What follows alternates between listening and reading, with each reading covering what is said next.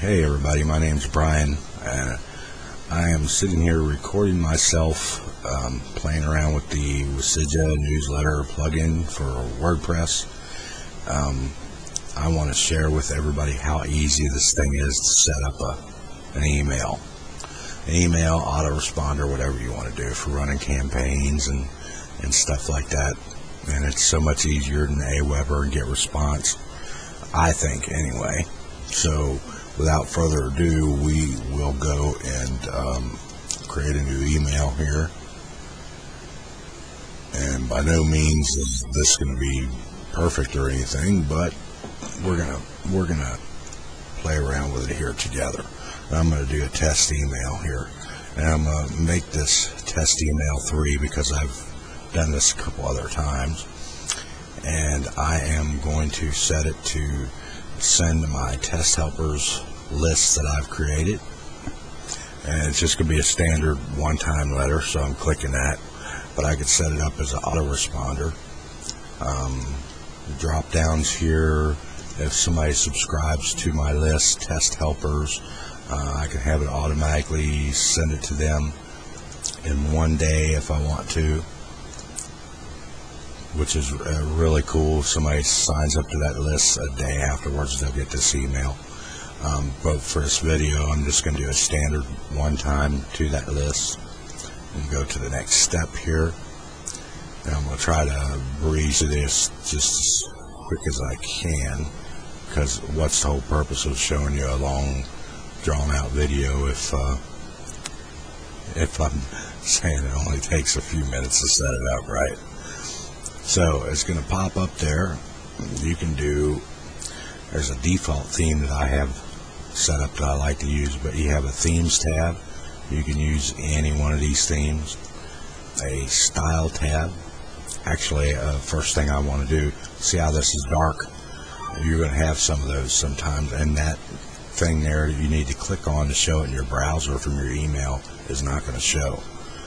So I just go down here, click somewhere where it's light, just enough to where it'll show, and let it save it.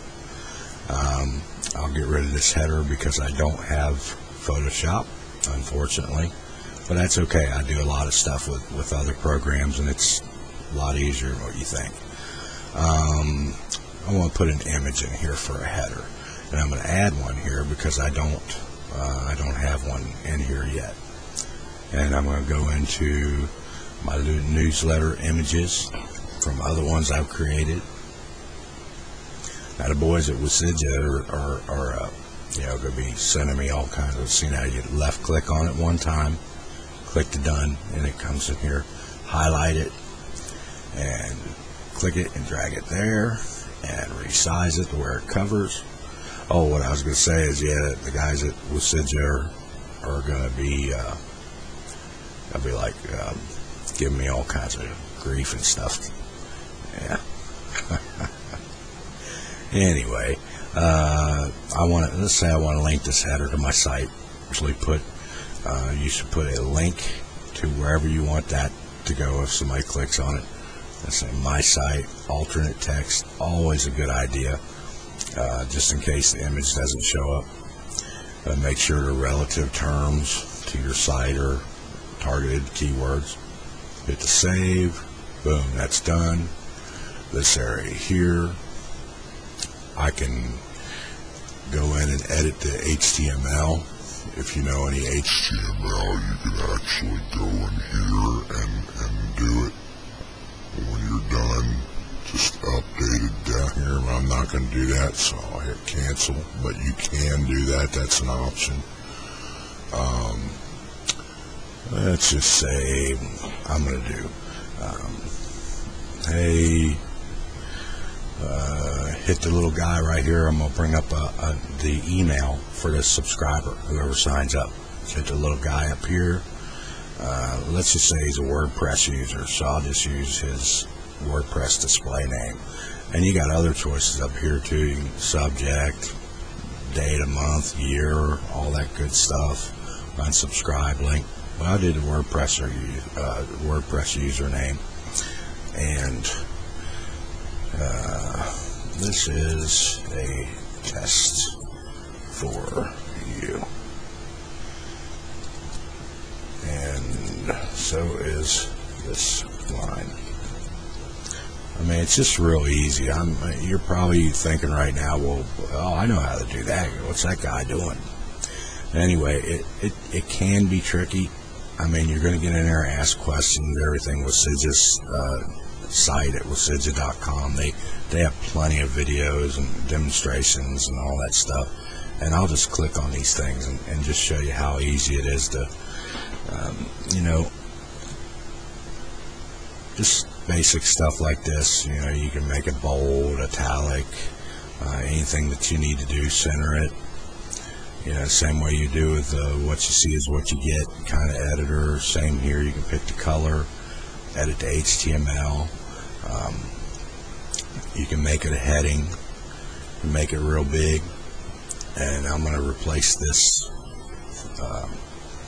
image here. And I'm going to put another image in there. The reason I'm doing this, I want to show you.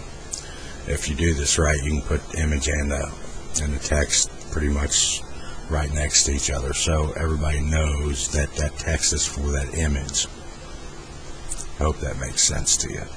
But for this video, I'm just going to put a picture in there, any old picture, and click on it, hit done. Okay, and then you just take it, drag it over here, and resize it. You can make it big, small, whatever you need to do. You can get rid of the stuff that's already there if you want. You can go in and go to your content tab and put a WordPress post in here on your site. Use the filters and the options to bring up the pages, page selection, but these are all posts. So I'll left click it, automatically puts it in there. You got your text, titles, dividers. You can put dividers and anywhere you want in between things like this here. See, your social bookmarks. I won't remove these, but I'll show you. You can put in other ones anywhere you want. That'll bring up a box where you can choose. And whatever sites you use are the only ones that are going to show up, not all 4 of them. So we'll just go with that, hit done, puts it right in the newsletter there. I'll get rid of that down there. And that's pretty much it. I mean, that's how quick and easy it is to make up a newsletter, and the rest is pretty much, up to you, whatever you put in it. But I found this thing pretty easy. Then you're done, go to the next step, where you can finalize it.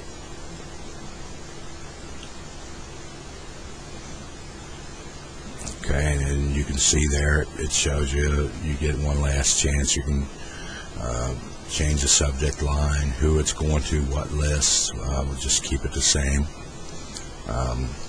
Your sender, where it's coming from. I have mine through set up through Google Apps in my domain, so that's how I send through. And my reply to usually is actually different than this. I have it go to my admin account, so it comes straight to me. You can schedule it for a certain day or a certain time in that day, or you can just do it the way I'm doing it here. You can save it as a draft for later use, or you can just go ahead and hit send. You're about to send this newsletter, please confirm. Hit OK.